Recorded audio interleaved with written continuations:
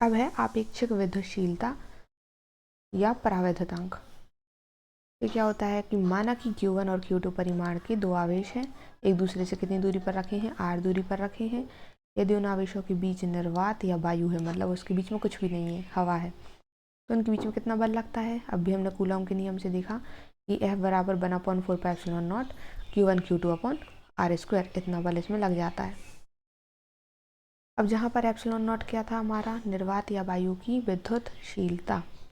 तो यदि वायु या निर्वात के अतिरिक्त कोई अन्य माध्यम, अगर अब मान लो भी तो ये था कि ठीक है हवा है, निर्वात है, कुछ भी नहीं है, लेकिन अगर अब हम उसके बीच में कुछ रख दें, दोनों चार्ज, यहाँ पर एक चार्ज है और यहाँ पर एक चार्ज है, अब अगर हम इसके बीच में कुछ आके फंसा दें, यहाँ पर रख दें, तो क्या होगा, क्या तब भी इतना ही बल लगेगा या फिर कम हो जाएगा या ज़्यादा हो जाएगा, क्या होगा, तो ये देखना है। तो कोई अन्य माध्यम आवेशों के बीच रखने पर, अब ये जो एप्सिलॉन है, एप्सिलॉन नॉट बोल रहे थे हम, ऐसा एप्सिलॉन और उस पर ये नॉट लगा था, लेकिन अगर इसको हम दूसरे वाले माध्यम में देखें, ये तो हवा के लिए हो गया, तो यहाँ पर एप्सिलॉन अकेला बोला जाएगा, नॉट हट जाएगा।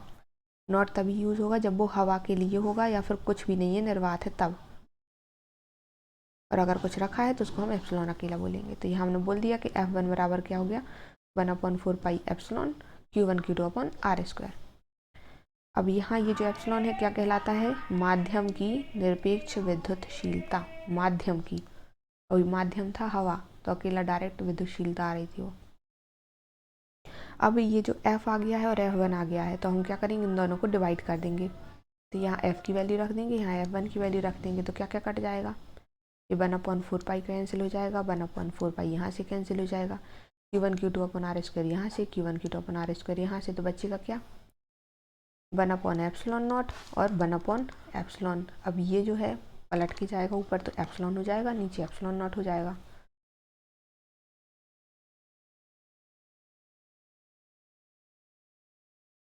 तो हमारे पास क्या आ जाएगा कि F/F1 बराबर ε/। तो इधर से आ जाता है कि माध्यम की विद्युतशीलता एप्सिलॉन और निर्वात या वायु की विद्युतशीलता क्या आ गई, ε0 के अनुपात को उस माध्यम का सापेक्ष विद्युतशीलता εr कहेंगे। अब ये जो ε/ε0 है, अब इसको भी तो कुछ कहना पड़ेगा, तो उसको हमने बोल दिया εr है, ये εr। अब ये जो k की वैल्यू थी क्या थी, ε/ε0, ये रख लिया हमने। ये कहाँ से आई, जब हमने f को F1 से डिवाइड करा। तो अतः निर्वात या वायु में एक निश्चित दूरी पर रखे दो आवेशों के बीच लगने वाले बल और किसी माध्यम में उन्हीं आवेशों की उतनी ही दूरी पर रखने पर उनके बीच लगने वाले बल के अनुपात को उस माध्यम का परावैद्युतांक कहते हैं। परावैद्युतांक निकाल लिया हमने, ये अब आ गया परावैद्युतांक k या फिर εr, इसी को हम कहेंगे परावैद्युतांक।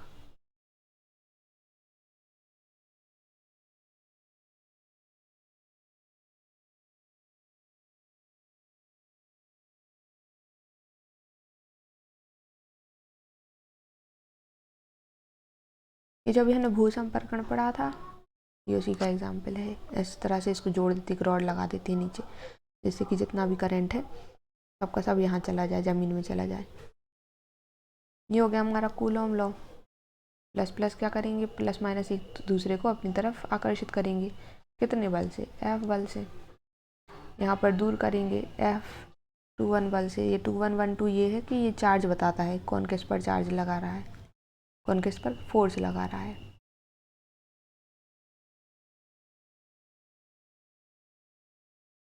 अब हम पढ़ देते हैं कि आवेशों का वितरण, किस तरह से हम आवेशों को बांट सकते हैं, किस तरह से बट जाता है आवेश। तो 3 टाइप्स होता है, रैखिक आवेश वितरण, पृष्ठीय आवेश वितरण और आयतन आवेश वितरण। सबसे पहला रैखिक आवेश वितरण। तो जब आवेश का वितरण किसी रेखीय चालक पर समान रूप से निरंतर होता है तो इसे रैखिक आवेश वितरण कहते हैं। मतलब कि अगर हम एक रॉड लें तो रॉड पर क्या होगा कि ऊपर ऊपर, या फिर वायर ले लें तो वायर पर क्या होगा कि ऊपर ऊपर पूरा चार्ज आ जाएगा, तो एक लाइन में आ गया है, तो इसको हम कहते हैं रैखिक आवेश।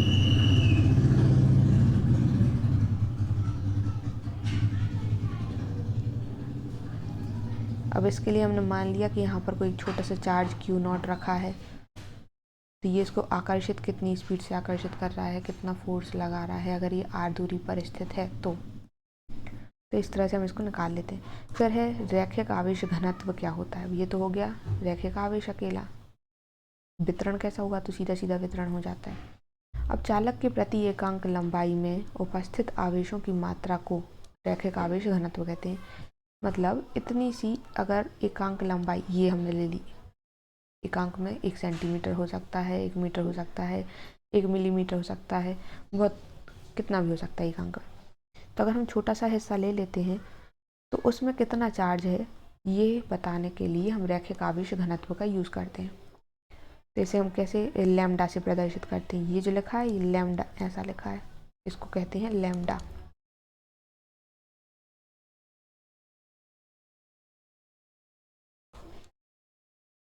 लैम्डा तो ये हो गया। अब इसका SI मात्रक क्या है, इसका SI मात्रक है कूलम पर मीटर। मीटर क्यों लिया, क्योंकि यहाँ पर एक पतली सी वायर है, उसके लिए हमने इसको मीटर में ले लिया। तो कूलम किसके लिए होता है, चार्ज के लिए होता है। तो कूलम पर मीटर कितना है।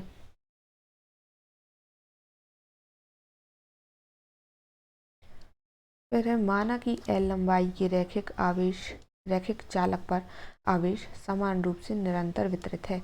तो इस चालक की लंबाई dl लंबाई की, अभी हमने dl एक छोटा सा हिस्सा माना है इस चालक का dl। तो dl लंबाई के अवयव पर आवेश की मात्रा कितनी है। अब यहाँ dl है मतलब छोटी सी लंबाई है, l पूरा लंबाई है, l यहाँ से यहाँ तक है l और dl इसका छोटा सा हिस्सा है। तो dl में अब पूरा चार्ज कितना है, पूरा चार्ज यहाँ से यहाँ तक कितना है q, लेकिन इस छोटे से dl पे कितना है dq। तो यहाँ ये dq ले लिया। तब रैखिक आवेश घनत्व का फॉर्मूला होता है लैम्डा बराबर dq अपॉन dl। अब अगर हमें ये छोटा सा चार्ज निकालना है तो इसको हम यहीं रहने देंगे dq को, और dl को इस साइड ले जाएंगे तो ये हो जाएगा लैम्डा dl। तो ये हो गया हमारा पूरा रैखिक आवेश और उसका घनत्व भी। अब इसके बाद आता है पृष्ठीय आवेश। अगर हमें इसको किसी पृष्ठ पर फैलाना है तब क्या होगा। तो जब किसी चालक के पृष्ठ पर आवेश का वितरण समान रूप से निरंतर होता है तो इसे पृष्ठीय आवेश का वितरण कहते हैं। अब यहाँ हमने एक चादर ले ली, मतलब मान लो ये लोहे की चादर है, छोटी सी प्लेट है लोहे की। तो अब प्लेट में क्या होगा कि जब हम इधर से इसको आवेशित करेंगे तो ऊपर ऊपर उसकी सतह पर आवेश फैल जाएगा। अब इधर पर भी हम जब पृष्ठीय आवेश घनत्व निकालेंगे तो क्या मान लेंगे कि चालक के प्रति एकांक क्षेत्रफल पर, मतलब छोटा सा क्षेत्रफल ले लिया है, उस पर उपस्थित आवेश की मात्रा को इसका पृष्ठीय आवेश घनत्व कहते हैं। इस पर कितना आवेश है उसी को हम कहेंगे इसका पृष्ठीय आवेश घनत्व। मान लेते हैं कि क्षेत्रफल S है और यहाँ पर एक छोटा सा एलिमेंट हमने ले लिया है ds, छोटा सा हिस्सा ले लिया है ds। पर आवेश की मात्रा कितनी है, ds छोटा सा हिस्सा है तो इस पर आवेश भी dq होगा।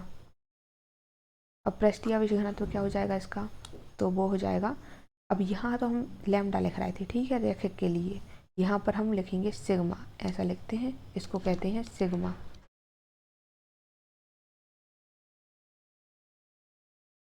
तो सिग्मा बराबर कितना आता है dq अपॉन ds। और यहाँ से dq की वैल्यू निकालो तो ds को साइड ले गया तो सिग्मा ds, ये आ गया सिग्मा ds। तो मात्रक आ जाता है इसका कूलम पर मीटर स्क्वायर। अगर तुम लोग यहीं से मात्रक बनाओ तो क्या होता है, चार्ज हो जाएगा, चार्ज का होता है कूलम, और ds मतलब क्षेत्रफल, क्षेत्रफल का होगा मीटर स्क्वायर। फिर है आयतन आवेश का वितरण। अभी हो गया रैखिक, फिर हो गया सरफेस क्षेत्रफल, पृष्ठीय, अब आता है आयतन आवेश। तो जब आवेश का वितरण किसी चालक के संपूर्ण आयतन पर हो रहा है तो इसे आयतन आवेश का वितरण कहते हैं। ये हमारा कोई आयतन हो गया, यहाँ छोटा सा आयतन ले लिया है हमने। अब उस छोटे से आयतन में फिर से वही dq, यहाँ पर d भी ले लेते हैं, बड़ा आयतन भी लेते हैं वॉल्यूम, और छोटा सा आयतन है dv। अब dv के लिए कितना चार्ज होगा, dq चार्ज होगा, फिर से थोड़ा सा चार्ज होगा। तो अगर हम यहाँ पर कोई छोटा सा पॉइंट रख देते हैं q0, थोड़ा सा चार्ज ला के रखते हैं, तो वो उसको कितनी स्पीड से खींच रहा है, कितना फोर्स लगा रहा है, ये हमें पता चल जाता है। तो हम निकालते हैं आयतन आवेश घनत्व इसके लिए। तो चालक के प्रति एकांक आयतन पर उपस्थित आवेश की मात्रा को आयतन आवेश घनत्व कहते हैं। माना चालक का आयतन क्या है, कैपिटल V है, और आवेश समान रूप से निरंतर वितरित है। यदि अवयव का आयतन जो है dv है, तो इसके लिए भी फॉर्मूला आ जाएगा।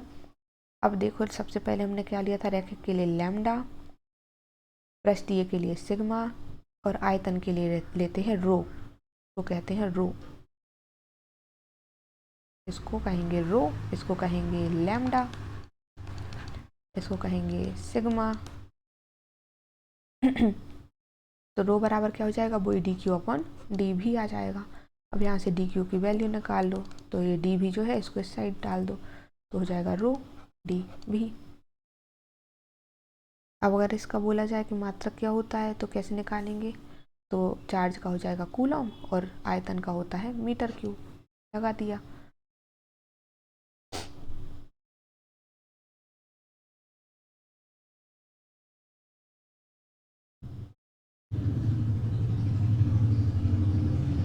ये है एग्जाम,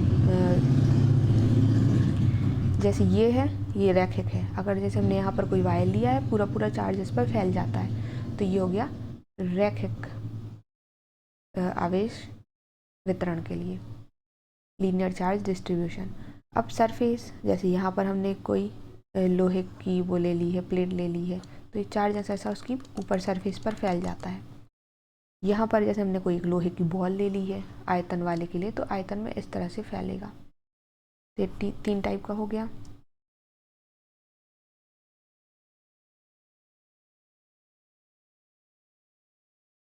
अब जब हमने सरफेस माना तो छोटा छोटा सा हिस्सा मान रहे थे, तो ये रॉड के लिए इतना सा हिस्सा ले लेंगे, सरफेस के लिए एक छोटी सी यहाँ से प्लेट ले लेंगे, और आयतन के लिए इसका एक पूरा का पूरा वॉल्यूम ले लेंगे हल्का सा।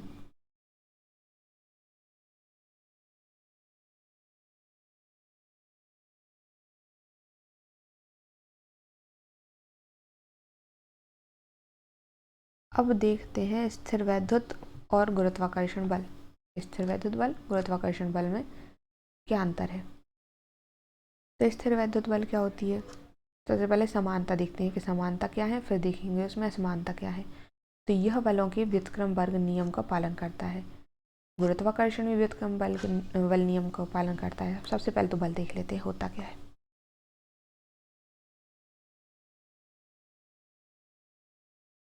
ये है हमारा स्थिर वैद्युत बल, जो हम पहले बल की बात कर रहे हैं।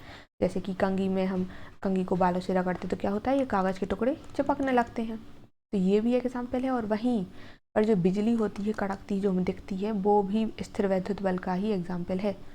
मतलब ये भी हमारा चार्ज है जो कि इतनी ज़्यादा मात्रा में है कि इतना खतरनाक नुकसान ही पहुंचाता और दिखता भी है। और यहाँ देखो, यहाँ कुछ नहीं दिख रहा है, ये बहुत ही कम मात्रा में है। तो ये हो जाता है स्थिर वैद्युत बल।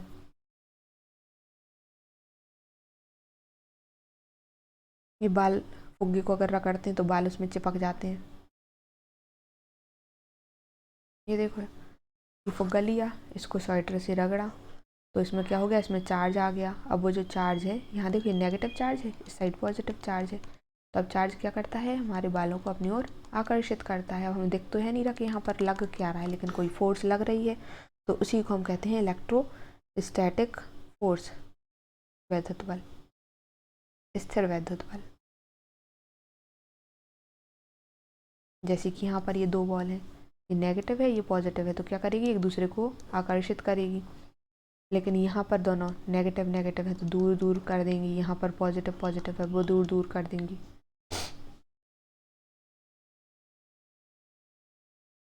फिर दूसरी बल कौन सा था, गुरुत्वाकर्षण बल। तो गुरुत्वाकर्षण बल क्या होता है, जो पृथ्वी पर लगता है। पृथ्वी जो है हम पर लगा रही, जैसे कि यहाँ देखो इंसान को यहाँ ये पकड़ के रखी है, हमें पकड़ के रखी है, ऐसा तो होता नहीं कि हम गिर जाते हैं। भले यहाँ नीचे हो या ऊपर हो, हमेशा पृथ्वी पर ही रहेंगे हम। और जैसे हम मानो कोई बॉल फेंकते हैं, तो बॉल फेंकने से क्या होता है, वो ऊपर तो जाती नहीं है कि फेंकी तो वो ऊपर ही चली गई, वो आती तो नीचे ही है। तो नीचे क्यों आ रही है, क्योंकि पृथ्वी उस पर बल लगा रही है। कौन सा बल, गुरुत्वाकर्षण बल। अब जो ये चांद है, पृथ्वी चांद पर भी बल लगाती है, तभी तो वो उसके चारों तरफ घूमता रहता है। ऐसा तो होता नहीं है चांद घूमते घूमते चला जाए, बाहर नहीं जाता। तो इस पर क्या लग रहा है, पृथ्वी इस पर भी गुरुत्वाकर्षण बल लगा रही है। ये कोई बिल्डिंग है, बिल्डिंग पर भी बल लगता है, पेड़ है उस पर भी लगता है, इंसान पर भी लगता है, तो हर किसी पर गुरुत्वाकर्षण बल लगता है। अब जैसे हम कहीं से गिर जाते हैं तो क्या होता है, गिरने पर हम आते तो नीचे ही हैं, ये भी बल है। ये बॉल का फिर से बॉल फेंकोगे तो आएगी तो नीचे ही। और कहाँ लगता है? सैटेलाइट्स। जो सैटेलाइट बाहर पृथ्वी के चारों तरफ चक्कर लगा रही है, तो ये इस पर भी क्या है? इस पर भी तो गुरुत्वाकर्षण बल है। पृथ्वी इस पर गुरुत्वाकर्षण बल लगा रही है, अपनी ओर आकर्षित कर रही है इसको, तो इस पर घूम रहा है। तो ये आ जाती है गुरुत्वाकर्षण बल। और स्थिर वैद्युत बल हमने अभी देखा। अब हम देखते हैं समानता क्या है। तो ये बल क्या करता है? व्युत्क्रमबर्ग नियम का पालन करता है। जो हमने एफ वाला फॉर्मूला देखा था, क्या था? Q1Q2/r²। ये व्युत्क्रमबर्ग नियम का पालन कर रहा है। ऐसे ही जो गुरुत्वाकर्षण बल है, इसमें भी फॉर्मूला होता है G1 G2 नहीं M1 M2/r²। तो ये बिल्कुल सेम है। तो ये भी व्युत्क्रमबर्ग नियम का पालन करता है। फिर है यह बल निर्वात में भी लगता है, मतलब अगर हवा है वहाँ पर या फिर कुछ भी नहीं है तो भी बल लगेगा। ऐसे ही पृथ्वी का भी है। अब जैसे ऊपर स्पेस में लगा रहा है, वो चांद पर लगा रहा है, तो वहाँ तो हवा है नहीं, कुछ भी नहीं है, तो भी बल लगता है। तो दोनों इस वाली बात में सेम है। फिर तीसरा क्या है कि यह एक संरक्षी बल है, अर्थात इसके द्वारा किया गया कार्य पथ पर निर्भर नहीं करता। ये मतलब इस पर निर्भर नहीं करता कि किस रास्ते पर लग रहा है। ऐसे ही हमारा जो गुरुत्वाकर्षण बल है वो भी उस पथ पर निर्भर नहीं करता है। ऐसा नहीं होता कि अगर हम अपने और पृथ्वी के बीच में पत्थर रख दें तो पृथ्वी हम पे बल ही नहीं लगाएगी और हम सीधे ऊपर चले जाएंगे। ऐसा तो होता नहीं है। ऐसे इधर पर भी है। फिर है यह भी केंद्रीय बल है और ये भी एक केंद्रीय बल है। केंद्रीय बल मतलब है केंद्र की ओर लगने वाला बल, अर्थात यह बल दोनों आवेशों को मिलाने वाली रेखा के अनुदिश कार्य करता है। ऐसे ये भी अनुदिश। इसका मतलब ये है कि जो चार्ज है, जैसे यहाँ पर कोई Q1 चार्ज रखा है, यहाँ पर Q2 चार्ज रखा है, तो जब इस पर बल लगेगा तो बिल्कुल एक सीधी रेखा में लगेगा। ऐसा नहीं लगेगा कि बल यहाँ से हमें बल लगा रहा है और ये यहाँ को फेंक जाए, ऐसा नहीं होगा। तो ये लगेगा कहाँ? सीधी रेखा में। अगर हम यहाँ चार्ज रख देते हैं तो भी वो सीधी रेखा में बल लगाएगा। ऐसे ही गुरुत्वाकर्षण बल भी है। अब इसके बाद आती है, ये तो हो गई समानताएं। और इसके बाद हम देखेंगे कि असमानताएं क्या क्या होती हैं।